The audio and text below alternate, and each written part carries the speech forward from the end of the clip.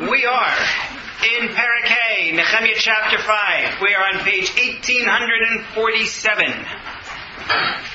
And in our discussion of socialism in Judaism, or the leader's responsibility to shape a state in which the needy are taken care of.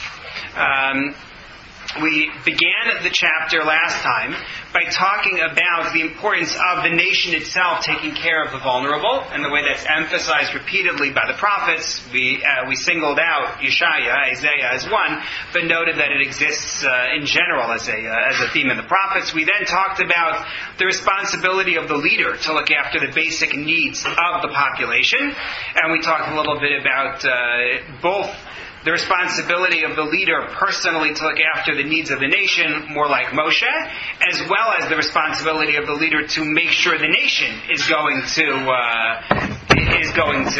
take this kind of a position. And then we talked as well about the problem of leaders and wealth, which is really where we're going to go with it today. The problem of the wealthy Jewish leader, the fear that the leader is doing this in order to gain personal enrichment, the fear the leader is influenced by those who are the sources of wealth, the fear that maybe the leader has come by that wealth in a dishonest way. And all of that set up the story of our parak, of our chapter, and the problem of national poverty, where after the construction of the walls, or it's not really after the construction is underway, but after they have successfully fended off an imminent attack and set up a system of defense as they continue to build, they're working hard on this. They're more than halfway done. People come to Nechemiah and they complain to him that they are impoverished. And there are 4 different groups, it seems, who are making this claim. One group saying we need food. One group saying we have mortgaged our fields and our vineyards. One group saying we have taken out loans in order to pay the king's taxes. And one group saying that we have sold our children into slavery and we cannot redeem them. So they complained to Nechemiah. It was unclear whether these are the same people who built the wall and defended against attack. Are they other people? Has time elapsed? Has time not elapsed? Ralph asked a whole bunch of good questions for which we had some sort of halfway answers. That brings us to Nechemiah's solution to the problem. First of all, he responds with anger. He is personally offended by this. However, unlike his other actions, and unlike his way of dealing with other crises, he does not respond with sackcloth, he does not respond with prayer, he doesn't respond with fasting, he doesn't turn to God at all. He says, I'm going to move on to this, and he issues rebuke. We noted that it's possible to read his response. This was in chapter 5, sentences 7 and 8. It was possible to read his response as being a 2-part response. First, rebuking those people who are wealthy and saying, how dare you do this? And then, second step, possibly because he saw he didn't achieve the desired result, he gathers the public and he says, I'm going to do this in front of the nation. I'm going to rebuke them for what they have done. And that brings us to chapter 5, sentence 9, where the people are silent. The people he is yelling at are not in disagreement. Either they don't disagree or they don't dare to disagree, but they're silent. They have nothing that they can say. And now Nechemiah takes the opportunity to actually present his idea. So let's take a look at chapter 5, sentence 9. Once again, it's page 1847. Vayomar, I should say. Or Va'omar. Wrong on all counts. Okay.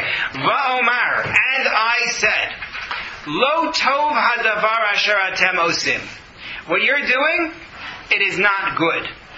Halo b'yiras Elokeinu telechu, mecherpas hagoyim oyevenu. This is not the easiest line to translate, but he says, you should walk in the path of fearing God, revering God, from the shame of the nations who are our enemies. What does that mean? The Art Scroll translation is, surely you should walk with the fear of our God because of the scorn of the nations, our enemies, suggesting that if you don't revere God, the nations are going to look down on you. Is that the JPS also? Well, it's so common. Don't give the goyim anything to be able to say about us. Yeah. Don't give them ammunition. Don't give them ammunition to use against you. All right, we're gonna have to come back to this line because I'm not entirely clear on what it is that he's suggesting here. God-fearing ways not to give our enemies the nations room to reproach us. Right. Is he suggesting that the nations around them are aware of what the Torah requires and are going to be aware if the Jews are not following the Torah and will malign them because you're not following your own religion? That seems like a bit of a reach. But they could be seeing that they're poor and that they're starving.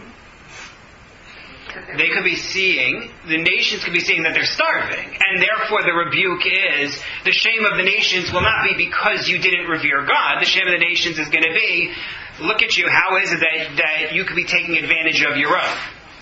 Right, so maybe that's what's going on. That might be another read. Let's keep on reading. We're only in the beginning of this. V'gam, and also he says, Pasuk Yud, sentence 10. V'gam ani achai un'arai noshim bahem kesev v'dagan nazvana es hamasa hazeh. This is the loaded sentence in this chapter. He says, and also, I, my brethren, which again I've said before, I don't believe means genealogical, brethren. I think this means my allies. Yeah, Ne'arai, my youths, my servants perhaps, Noshim Bahem Kesev V'dagan. It sounds like he is saying, we have claims against them for money and grain. In other words, we have lent people money and are charging them whatever it is that they're complaining about, the interest and so on. We shall leave behind et hamasha hazeh. We will leave behind this debt that we have over them. Yeah, Debbie. Them, the people who complained. The Gentiles. No, the people who complained, the Jews who are suffering from poverty. But they can't charge their Jews interest. How are they? Well, that's the question. What is Nechemiah saying here? Is Nechemiah admitting guilt? Is Nechemiah part of the problem? He's implying. Is he implying it or is he explying it? It sounds to me like he's saying it very clearly, that he is part of the problem. I'm not sure how to translate this sentence. There are two different ways. The Art Scroll says, I and my brethren and my servants as well have lent them money and grain. Let us all now relinquish this debt.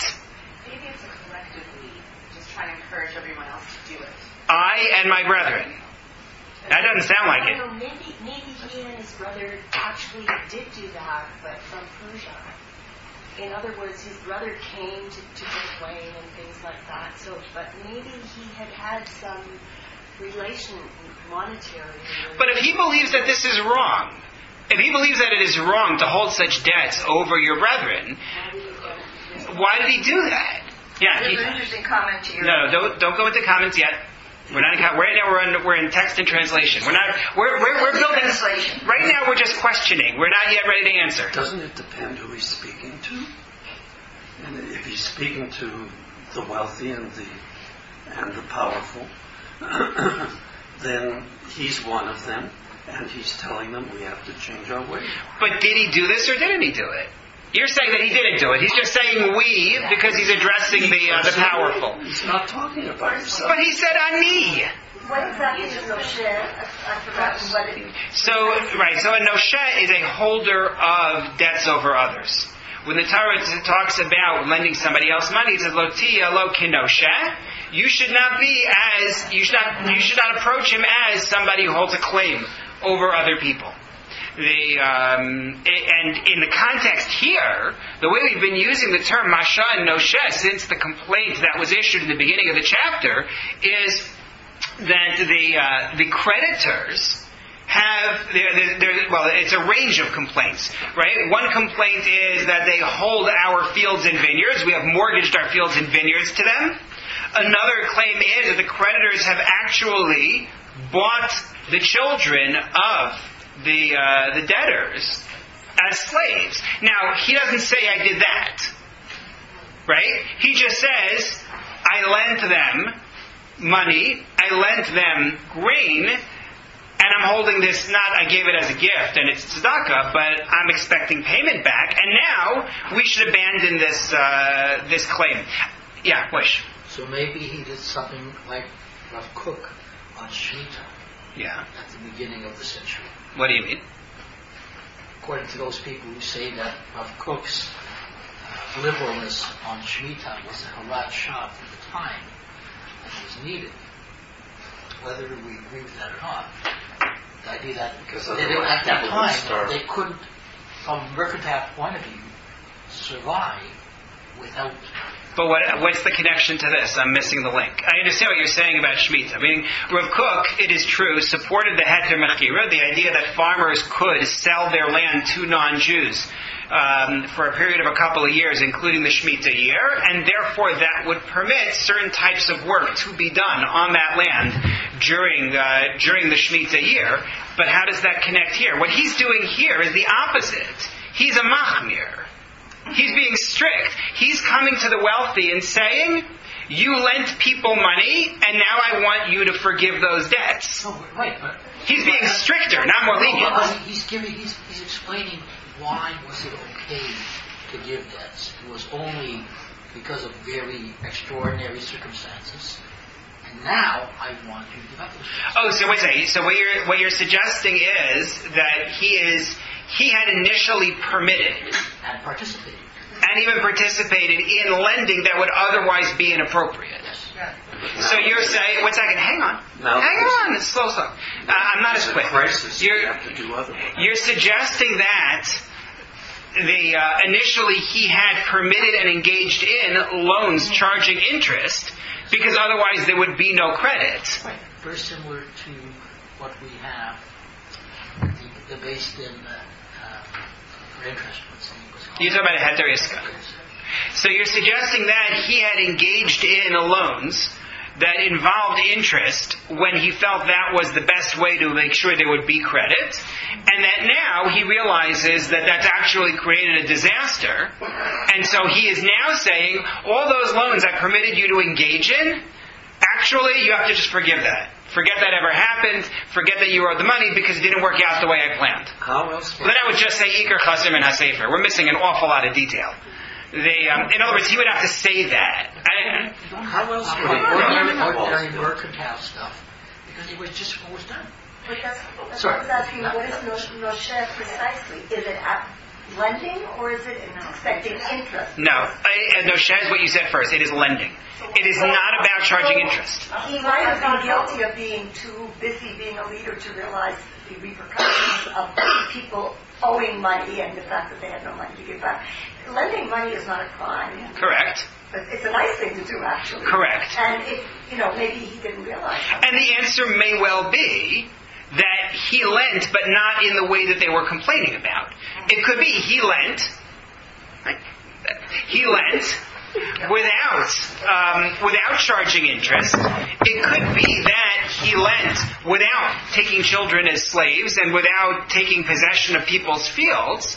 It could be that the way he lent was he lent in a more positive way, and what he's doing is he's going to the people who lent in a more negative way and saying, all of us, those who lent in a benign way and those who lent in a worse way, all of us are going to have to release these debts. It could be that that's what's going on. Again, we're going to come back. We're not at the stage of answers. I'm just trying to show you the problem that we're facing in trying to understand this.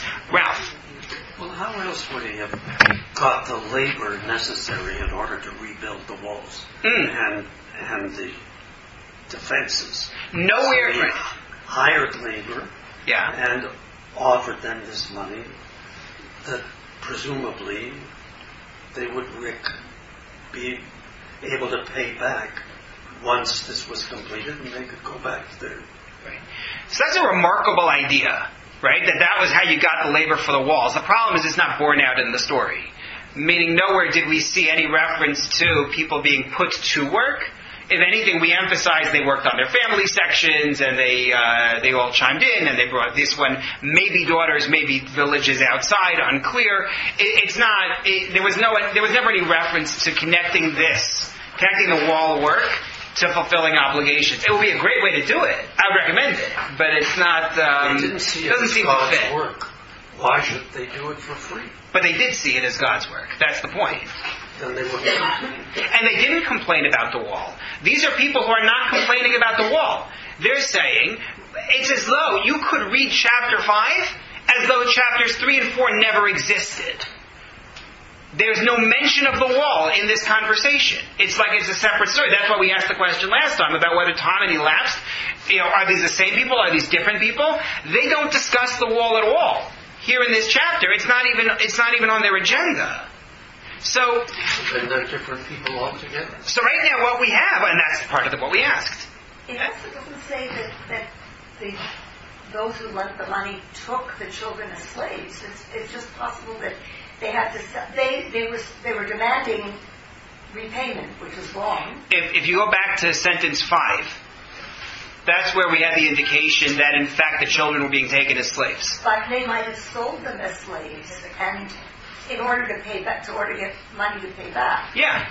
But not that the lenders took them as slaves. They might have been unaware or not sensitive enough. Theoretically possible, yes. Theoretically possible, but I think if you're at that league where people are being sold into slavery in order to pay it back, I find it hard to believe that the debtor hasn't mentioned that to the creditor. You know, that somebody would have had to sell off their child. And it's not just somebody, but it's plural, right? This is a group that's complaining to him. The idea that they wouldn't have said something to the creditor of, would you give me a break? It's either this or sell my kid into slavery, is hard for me to believe. Well, that's why he got angry. But that they took them as slaves instead of payment. No, but they knew. The creditors were aware of what was going on, is what I'm saying, before the complaint comes to Nechemiah. The creditors know just what they are inflicting on the borrowers. And again, we had that word, just to go back for a second before I answer, Ralph. Go back to sentence 2, right? The first group that complained said, Yeshish Omim, Banenu uvnosenu anachnu rabim. Right? Rabim meaning rebit. Right? We are paying interest on these debts. And again, interest is prohibited. Could it be that it was done as an investment? You know, to use the heter iska method? I suppose it's possible. But the bottom line is, the creditors know that they are imposing a burden on the debtors. They can't be unaware of what they have done. Yeah, Ralph. Now, is it possible that this money was owed not to the Jewish leaders, but to the Syrians or whoever they were? Nope. That they were taking... Go back and read the sentences again. These are Jews who are complaining to him about their brethren Jews. Go back to sentence 1. Take a look at the sentence. And no, look at the sentence. It says, and the cry of the nation and their wives was great about their brethren Jews. But the leaders are just acting for whoever controls the area, which is the Syrians. No, the leaders are wealthy Jews. That's who we're talking about. These are Jews who have standing. These are Jews who have money. Whether they are people who came back from the exile, or whether these are people who were there all along, is unclear. There all along, then they had no control over the area at all. They were just... They're building up their own estates. We know that there were Jews who were in with the Samaritans. We're going to see them again in chapter 6. The end of chapter 6, we will see them live. These are Jews who have means and are taking advantage of others who do not. That's what we're talking about. And so Nechemiah says, again, I am horrified to hear that Jews are doing this. He rebukes them privately, publicly, and the people are shocked. They have nothing to say. And he comes out with a declaration saying to them, I'm going to put a stop to this. He says, this is shameful in the eyes of the nations around us, and we still don't understand exactly what that line means. And he says, I, my brethren, my youths, we have claims on the Jews around us for money. We have claims upon them for grain. And he says we have to abandon this claim that we have over them. We are creditors and we have to forgive their debts. That's what he says. Let's go through. We still haven't finished his recommendation. Pasuk Yud Aleph, sentence 11. Hashivuna lahem kahayom, sdosehem, karmehem, zeisehem, uvatehem. He says, give them back today. Right? Kahayom. Kahayom means like today, now. Their fields, their vineyards, their olive orchards, their houses. Um'as hakesef v'hadagan hatirosh v'ayitzhar asher atem noshim b'hem. The word me'as is a very strange word. It does not admit easy reading. Ibn Ezra says it means units of 100. Like loans of 100 silver coins. The Da'at Mikra thinks that me'as actually is like ma or me'uma. It just means stuff. He says, give them back whatever silver, whatever grain, whatever wine, whatever oil, asher atem noshim bahem, you have over them. What do they do in the art school with this word ma'as? They do hundreds? Yeah, the hundreds in money. That they taking the Ibn Ezra approach. Okay. But give them back whatever it is. Anything that you are holding. If you are holding their property as collateral, let them have it back. If you have a claim on them for money, for goods, whatever it is, drop it. That's what he says. So the people responded, Pasuk Yud Beis, sentence 12. Vayomru, they said, Nashiv. We're going to give it all back. Umehem lo nevakesh, we're going to be good. Mehem lo nevakesh, we're not going to ask anything of them. Kain naaseh kasher ata omer, we will do as you say. Just like that. All good.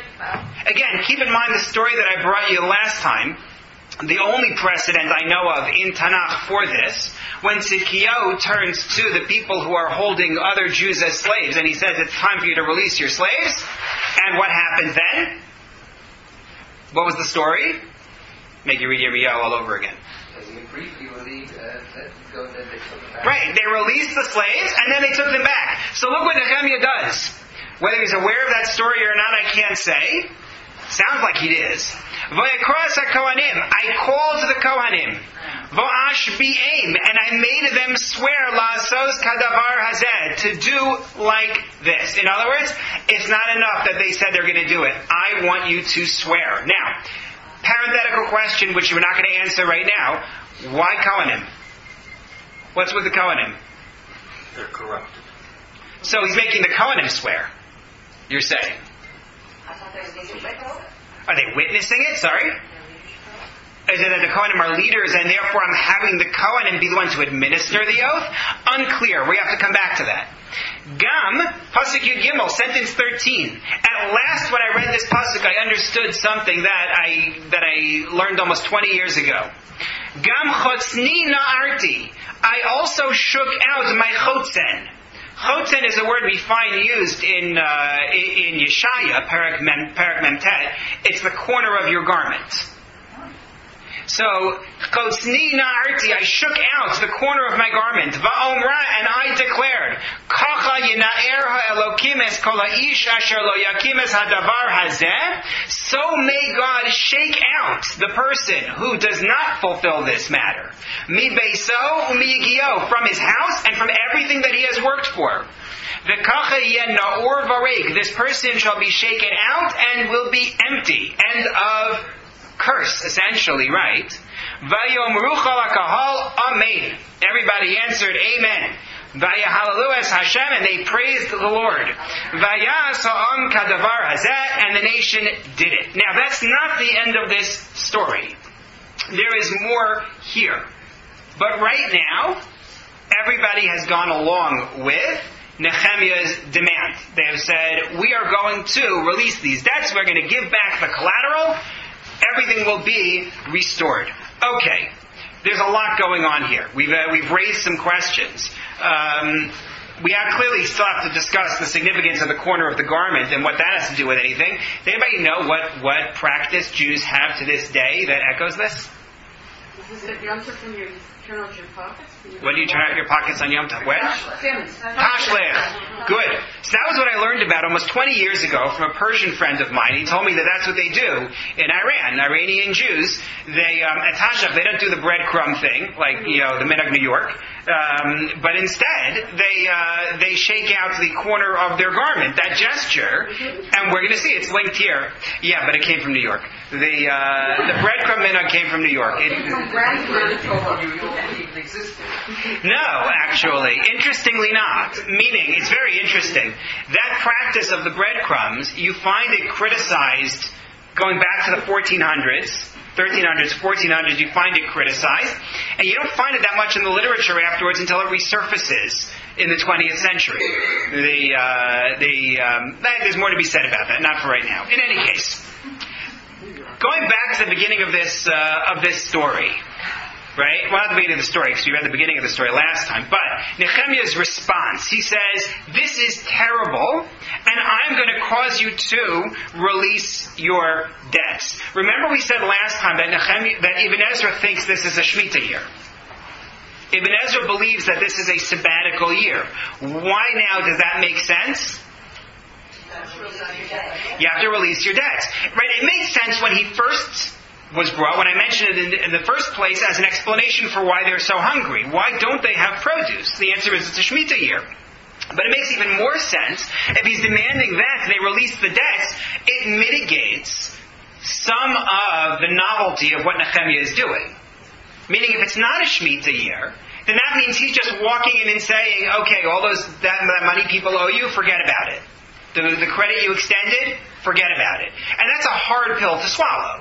It makes Nehemiah sound extremely socialist, which maybe he is. But Ibn Ezra, by presenting this in the context of Shemitah, is saying no. He's making them stick to the mitzvah of the Torah. The mitzvah of the Torah is release your debts. That's what he's doing. They could do it without him telling them? Well, we're going to find, before we're done with this book, that there's a whole lot that they won't do unless Nehemiah tells them to. So, I mean, we're like Shabbos. So yeah. But he says to them, yes, Moshe. You might be aware that for the last probably 5 or 10 years, there have been serious proposals in front of all of the major first and second world countries to release all of the debt of the third world countries. Right. It's never come close, but it probably is an idea that's... Right, no, debt relief as a concept is certainly something that is extremely old. There's a lot to discuss in terms of the history of bankruptcy legislation. There's a lot that you find sort of within Judaism, not entirely, and then develops in Greek and Roman codes. But in terms of what's happening here, you have a fundamental problem, which is the same problem that they hit with the first, second, and third world countries, which is if you're going to make a practice of this, you will quickly find there's no such thing as credit. Who wants to extend a loan with money they may need and then find out the next day that they can't claim it? Right? It's a very good way to kill your economy. No, that was the credit crisis. Yes. Right. Or we devalue our currency. Here's your money back. That's the other trick. Right? This is a real problem. It's not that long ago, the banking crisis. Right? Was it 10 years ago? Where no one would lend money. And the problem wasn't we can't pay our debts. The problem is we can't get any debt. Right? And that froze things. And it was a disaster. So you can't make the mistake of erring on one side and thinking that the other side will take care of itself. It doesn't work that way. So that's something to keep in mind. But take a look now at Pasuk Tet, sentence 9. And I want to show you something within the words that Nechemiah uses. He says, Halo b'yir'as Elokeinu telechu. Walk in yir'ah of God. Reverence for God. What does this have to do with reverence for God? It's about not abusing your fellow citizen. What is this reference to reverence for God? Vayikra Perek Chavei, Leviticus chapter 25. I gave you the reference on your sheets in source number 1. Take a look at it inside. It's worth seeing. In the text, it is page 309. 309. Chapter 25, sentence 17.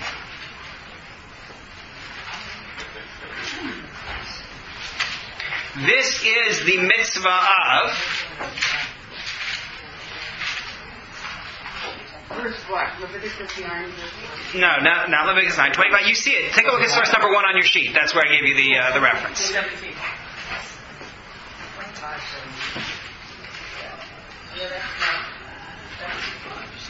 Okay? This is regarding the mitzvah of ona'ah. Ona'ah is a very far-reaching mitzvah with many parts, which commands us not to abuse others.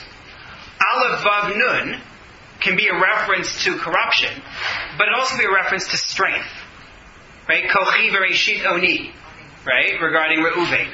And ona'ah is use of your strength, your power, over somebody else. It refers to ona'at mamon, using financial strength over somebody, and ona'at dvarim, using one's words to abuse others. This line in particular is usually taken to refer to ona'at dvarim, using one's words to harm somebody else. And look what he says, V'lo tonu ish et amito, do not aggrieve, they translated. I think abuse is a stronger translation, but okay. Each of you shall not abuse his fellow, and V'yareta me'elokecha, you shall revere your God. The two go hand in hand. Jump to sentence 36. Yep, still the same chapter. This whole chapter has a lot of material on those who are needy and their situation. But then you take a look at 35, 36 on page 311. Right? If your brother becomes needy, and his hand descends among you, this is sentence 35. You shall hold on to him. Ger v'toshav, stranger or resident, v'chai imach, he shall live with you. Al tikach meito neshech v'sarbis, do not take interest from him. A lot of discussion about whether these are two different kinds of interest or not. Doesn't matter for our purposes. Don't take interest. V'yaresa me'elokecha, you shall revere your God. V'chei achicha imach, and again, your brother's life shall be with you. Yaresa me'elokecha, you shall revere your God. Say the commentators on this line, the message of repeating reverence for God here is the fact that you have situations in which you can get away with whatever you want. You are the powerful, this person is the needy. You have the ability socially in the case of verbal abuse, you have the ability economically in the case of financial abuse, you can get away with whatever you like. And so the reminder of the text is, there's still one who's watching everything. There will be a day of judgment for people who use their strength, their power, over others. And so if for no other motivation, remember that you're being watched. And so Nechemiah comes along in an era when there is a very clear divide. There are those who have power and those who do not. And he says to them, B'yiras Elokeinu telechu. Remember what Moshe told you. There is still the element of yirah, there is still the element of fear of God. And then, to go back to our sentence, he throws in Cherpat Hagoyim Oyevenu, the shame of the nations around us. So the simple read is, as we assumed when we read it, if you do this, the nations are going to put you to shame for harming your brethren. The fact that you could abuse your brethren like this makes you look bad. However, there is also the religious element according to Malbim. Take a look at Malbim in source number 2 on your sheet. Malbim says that you can't separate out the call for reverence of God from the warning about the shame in the eyes of the nations. And he says, source number 2, Shegam meinchem yirei Hashem, even if you don't revere God, veinchem charedim mitzvos haTorah, you're not afraid for the mitzvos of the Torah. Nonetheless, tzrichim hatem behechreach lihisraos ki'ilu hatem holchim u'misnagim b'yiras Hashem. You still have to act as though you are. That's strange. You may not care about this Torah. You may not care about God. But you have to be aware of the way you look to the nations around you. You have to look as though you at least care about God. So that you will not be shamed by the nations. They're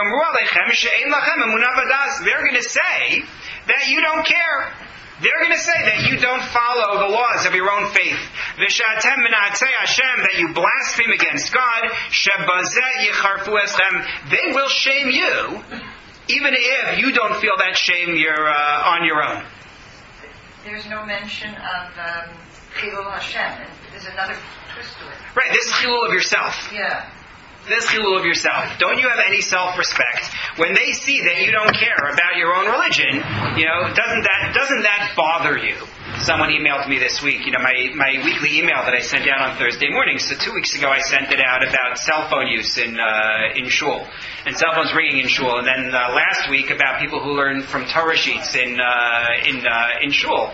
So I've had quite a few emails from people wanting me to take the third for talking in shul. For various reasons and so on, I'm not going to. But one of them said to me, every time he sees somebody who isn't Jewish come into shul, there's a simcha, and you have somebody who isn't Jewish who comes in, you got to wonder what they think. As they see all the people there who are chatting with the people beside them, and I think that's true. There is something to be said for how does Nechemiah word it? Cherpat hagoyim oivenu. I mean, they're not oivenu necessarily, but cherpat hagoyim. Or aren't you embarrassed in front of them that this is the way you conduct yourself? Mush. They see a warm congregation as opposed to the frozen audience. Exactly. Oh, come on. I'm sorry. I don't buy it for a second. You can be plenty warm to somebody else without chattering to them while everything is going on. I'm sorry. I don't buy it. I'm not a talker, but they see people very comfortable. They do. They see comfortable with their... And so I don't see anything wrong with it. What? They don't see people fidgeting uncomfortable. I'm sorry. There is a world of difference. There is a world of difference between warmly greeting others and even asking, how are you? And having the Torah publicly read and people are chatting and turning their back and so on. There is a world of difference. I am not a fan of the shush campaign. I don't think the answer is we're going to stop davening until and all of that. I think that the issue is a much deeper issue, and there is a lot to correct before you can even begin to address this in a meaningful way. But I do not accept the idea that a warm congregation necessitates what we see go on. I'm sorry. There's a little bit of a digression. Okay, let's go back to where we were.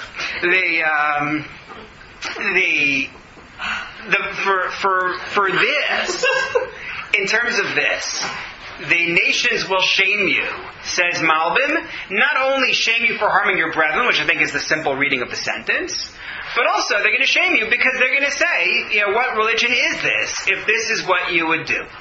It assumes some knowledge and some understanding of the laws of our religion by the people around us. I guess the Samaritans have that, though.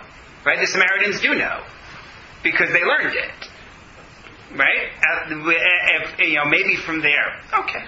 In any case, Nechemiah says, I myself held collateral like this. I myself extended, I shouldn't say held collateral. I myself held loans of money and loans of food over others, and I and my allies are going to release that as well.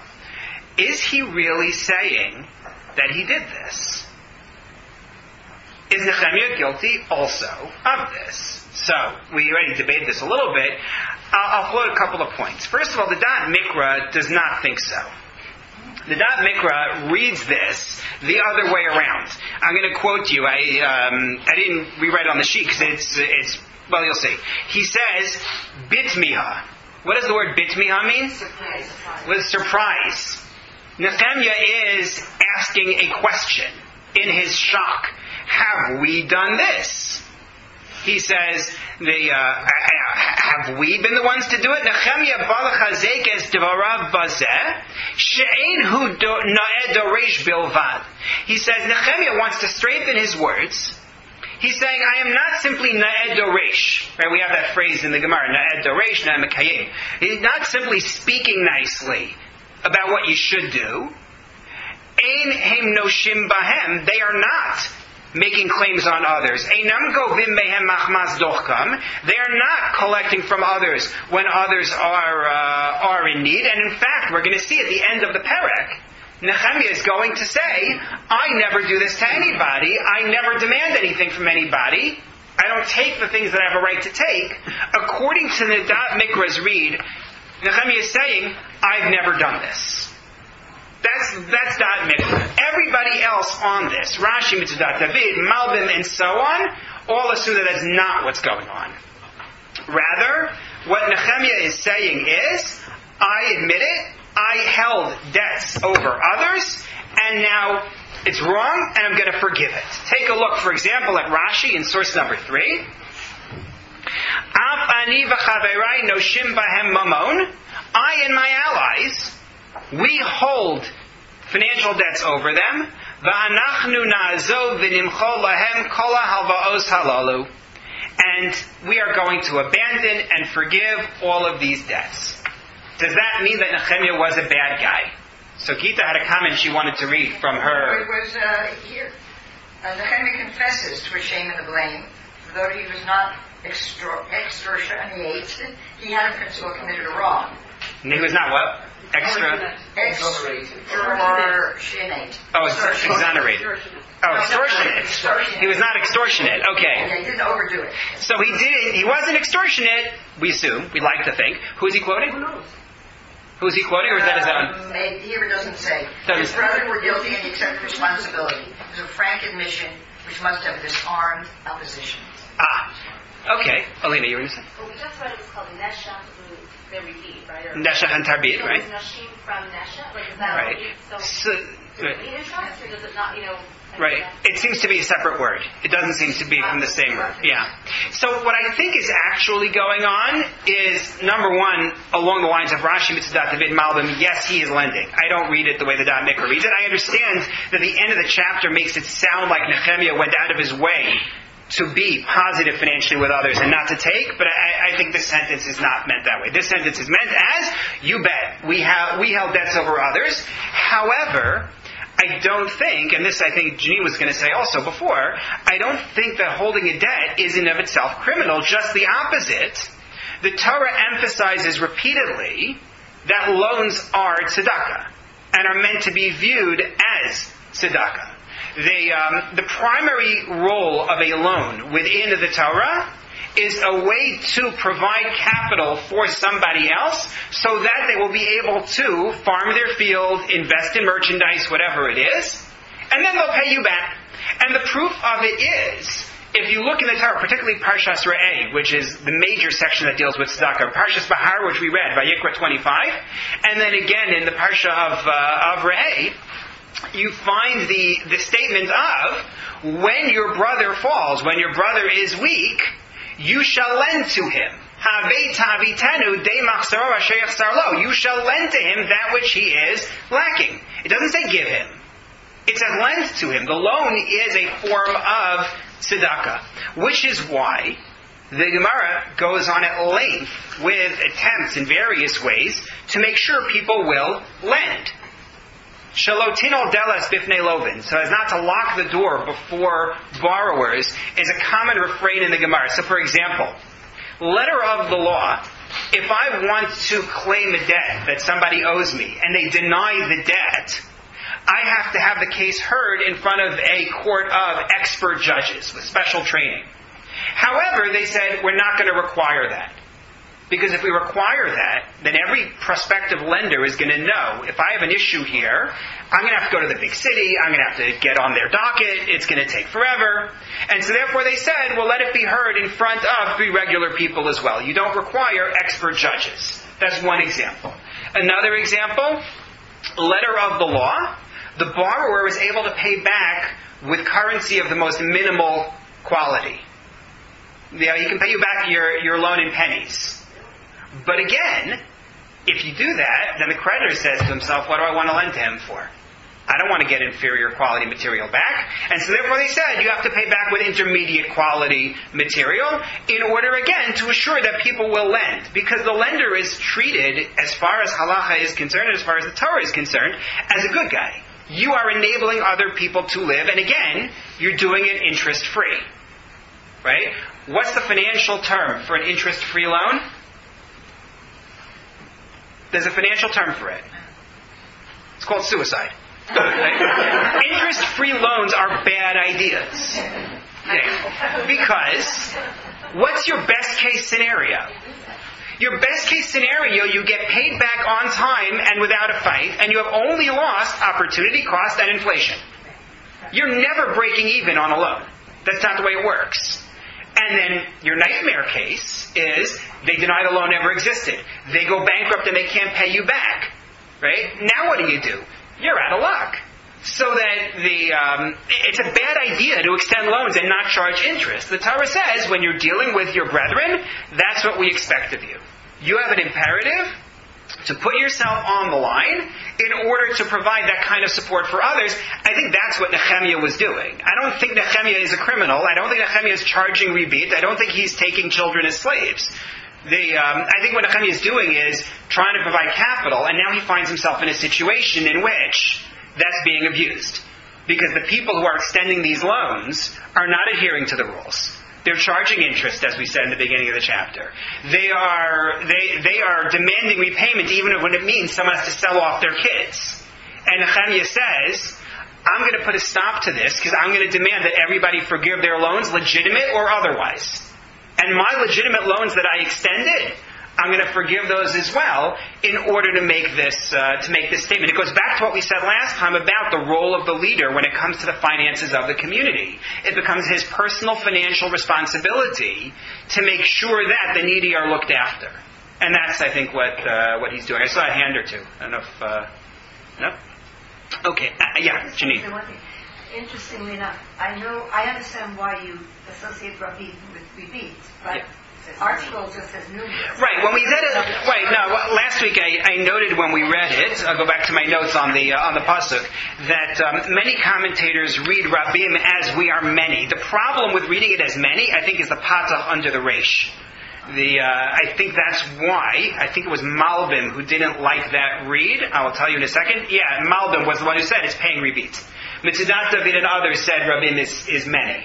We have a lot of kids, right? But then he says, not only am I going to forgive these loans, however you read that, whether he's saying Dot Mikra style, I never extended any loans, or whether he's saying that he lent inappropriately, which I don't think really fits the character, or whether you're saying I lent appropriately and I'm forgiving and you all have to forgive too, they say we're on board. You bet. We're going to do it. And he says swear to it. And he imports the Kohanim in order to do this. So almost everyone commenting on this text assumes that they are the ones who are administering the oath. They're the ones who are actually administering the oath. Take a look at Ibn Ezra in source number 4.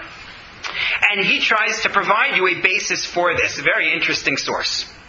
Va'ash b'eim, I made them swear. The antecedent for them are the people, not the Kohanim.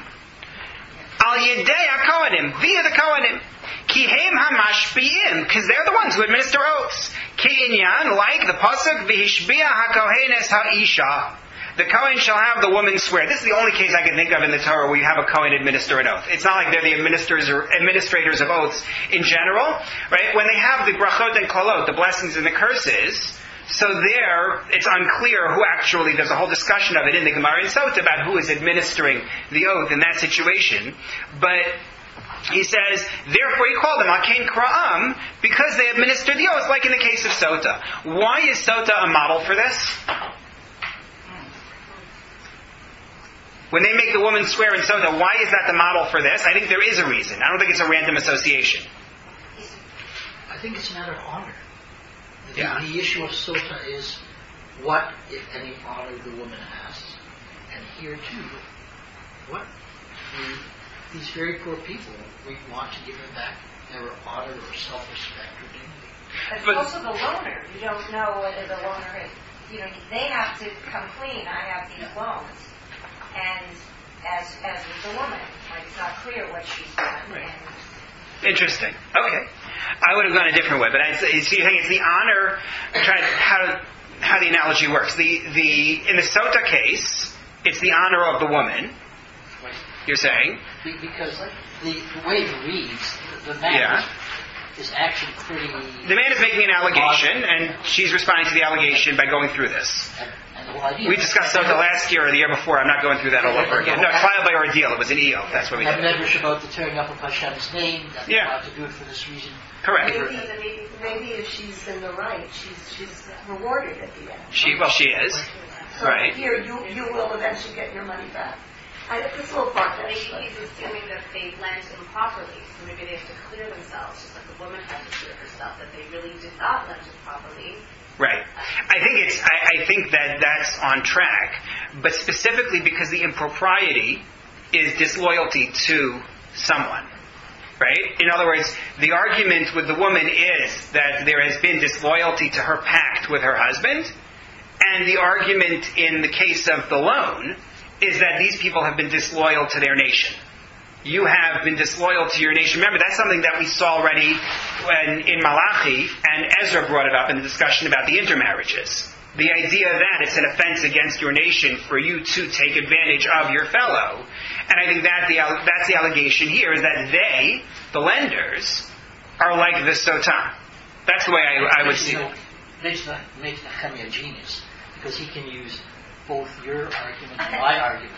Yeah. One for the creditors and one for the impoverished people. Interesting. It works the same way. That's right. So it works for both sides. Fair enough. Although once you can work for everybody, you wonder if we're just reading too much into it. But okay. Rashi, though, disagrees. Rashi takes the view that Ralph took, that Va'ash Bi'aim is not, I made the people swear. I called the Kohanim and I made the Kohanim swear. It's the Kohanim. Take a look at source number 5, please. When he says, I made them swear to do this too, Lasos Kadavar Hazeh, right, to do like this, Sheyu Mochlim Gamheim, for them, the Kohanim, to forgive as well. Because the Kohanim are people of standing and potentially wealth. And the Kohanim are actually holders of debts over others. And what Nechemiah is saying, I didn't show favor to anybody. I even dragged in the Kohanim and made them swear that they would do this. Did the Kohanim But they're the agents. Was there ever exchange of money between them? Kohanim do not have a right to land in terms of the tribal division. That doesn't mean they didn't have cash. Did people have to pay them ever for like a korban? Did money cross hands? So no, the Kohanim don't have money that way. They do have certain benefits that come when someone brings a korban. They may get they get the meat from it. There may be circumstances in which they get the hide. So there may be cases in which they benefit in some way from that. It is possible. Not cash gifts. I mean, they'll get grain from the tithe, but that assumes there is grain for someone to tithe.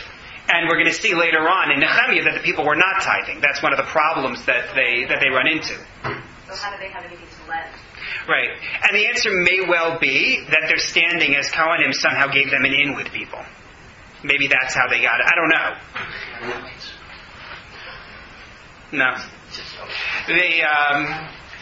So Nechemiah administers the oath, and he shakes out the corner of his garment. And I mentioned before, Yeshaya, right, the prediction of Eviu Banayach B'chotzen, when the Jews come back, they will be brought back. Your children, the children of the Jewish people, will be brought back in the corner of the garment of the nations. But the image of Tashlich, take a look at source number 6. Rabbi Ovadia Yosef, I found it in an earlier work as well, the Rashban, Rabbi Shlomo Tzvi ben Natan Shik, I saw referred to in an article on this. But I chose Rabbi Ovadia Yosef simply because he was cut and pastable. He quotes you the Sefer Oholei Yaakov, who says that the practice of Linaer Shulei Begadav, shaking the corners of one's garment out at Tashlich, Yesh Lo Smach Min HaMikra, has a basis in Tanakh. The Pasuk says, Gam chotznina arti, right? I shook out the corner of my garment. Ve'amra kacha yina'er ha'elokim, and he said, so too may God do this. May God shake out the person who doesn't do this, etc. I quote you Rashi, chozni is my garment. Mashma shetzarich lasos siman b'foal. It indicates you have to perform a sign. He's applying it to tashlich and saying, when you declare, I want to get rid of my sins, you do something physical in order to portray ridding yourself of your sins, and so that's what we would do at Tashlich by shaking out the corner of your garment, and that's what Nechemiah is doing. He's performing a physical sign to demonstrate that curse that he is issuing. It's only for men. What do you mean? What's only for men? Only men wear four-cornered garments. Who needs four corners? This has nothing to do with four corners. You can have as many corners as you like. It doesn't matter. It's the edge of the garment. That's all. It's the hem. Yeah. No, I wouldn't get hung up on that. Now, the Zakheim book, since I can't go through a class without giving us some quote, he has a very interesting idea. I think it's a little fanciful, probably, but it was interesting anyway. If you go back to the stories of Shaul and David, the theme of the corner of one's garment shows up repeatedly, right? First, you find it with Shaul and Shmuel. After Shaul doesn't fulfill the instructions regarding the war with Amalek, so either Shmuel tears his own garment, or Shaul grabs the corner of Shmuel's garment and it tears. It's not clear. But either way, Shmuel says God has torn away, just like this has been torn, God has torn away the kingdom from you. And then David, when he's pursuing Shaul, so David has Shaul at his mercy. He could have killed him, and he doesn't, and he tears the corner of his garment instead to show he had access. Look what I could have done.